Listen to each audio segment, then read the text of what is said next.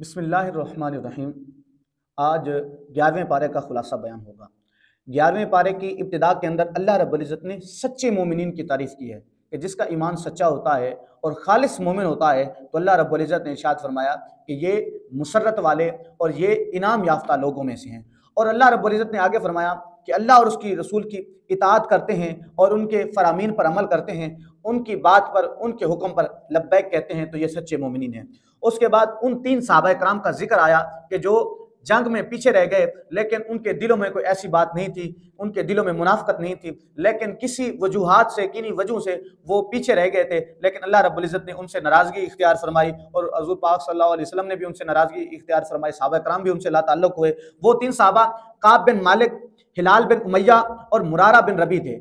वो जब जंग से पीछे रह गए तो हजूर पाक सल्लल्लाहु अलैहि वसल्लम ने उनसे नाराज़ी इख्तियार फरमाई। फिर बाद में वो रोते रहे, अल्लाह की बारगाह में तौबा करते रहे, गिड़गिड़ाते रहे। फिर आखिर कुछ अरसे के बाद अल्लाह रब्बुल इज़्ज़त ने उनकी तौबा कबूल कर ली और उनको माफ़ फरमा दिया, वो फिर पहले जैसे हो गए। उसके बाद अल्लाह रब्बुल इज़्ज़त ने मस्जिद दिरार के बारे में फरमाया कि मस्जिद दिरार वो फितने का गढ़ है कि या रसूलल्लाह आप वहाँ जाकर नमाज ना पढ़ाएं, बल्कि उसको गिराने और जलाने का हुक्म आ गया कि इसको मस्मार कर दिया जाए, क्योंकि वहाँ पर वो मुनाफिकीन ने मस्जिद बनाई थी। वो उधर बैठकर मुसलमानों की गिबत, मुसलमानों के खिलाफ प्रोपेगेंडा बनाने के लिए वहाँ पर इकट्ठा होना चाहते थे। तो हुजूर की बारगाह में आए, कहने लगे कि वहाँ पर जाकर इब्तिदा फरमा दें, इब्तिदा कर दें। तो हुजूर पाक सल्लल्लाहु अलैहि वसल्लम को अल्लाह रब्बुल इज़्ज़त ने वही नाज़िल फरमा के बता दिया कि आप उस मस्जिद में न जाएं।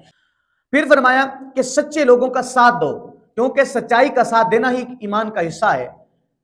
मजलूम का साथ दें कि जो दो लोगों के दरमियान इख्तिलाफ पैदा हो जाए, एक झूठा है लेकिन वो हमारा ताल्लुकदार है, या हमारा हिमायती है, या हमारा रिश्तेदार है, तो इस सूरत में ये नहीं है कि रिश्तेदारी की वजह से, ताल्लुकदारी की वजह से या हिमायती की वजह से हम उसका साथ दें, बल्कि हक और सच का साथ देना ये ईमान का हिस्सा है। उसके बाद अल्लाह रब्बुल इज़्ज़त ने कुरान पाक की तासीर के बारे में फरमाया और हजूर पाक सल्लल्लाहु अलैहि वसल्लम की रहमत का जिक्र फरमाया कि कुरान पाक की तासीर क्या है कि वो लोगों के दिलों पर असर करती है और लोगों के दिलों को हिदायत की तरफ, नूर की तरफ लेके आने वाली किताब है। और अल्लाह रब्बुल इज़्ज़त ने फिर फरमाया कि लोगों की जल्दबाजी और अल्लाह रब्बुल इज़्ज़त की हिकमत अमली। और अल्लाह रब्बुल इज़्ज़त की हिकमत अमली क्या है? हम सोचते हैं कि ये जो काम है बहुत जल्द हो जाना चाहिए, या मैंने दुआ की अभी कबूल नहीं हुई, या ये काम जो मैं चाहता था नहीं हुआ, हो जाना चाहिए था। लेकिन अल्लाह रब्बुल इज़्ज़त वो हाकिमीन है, वो हिकमत वाला है। अल्लाह रब्बुल इज़्ज़त हकीम है, वो हिकमत वाला ऐसे है कि जब बंदे को ज़रूरत होती है उस अमर की, तो अल्लाह रब्बुल इज़्ज़त वो चीज़ उस वक्त अता करता है।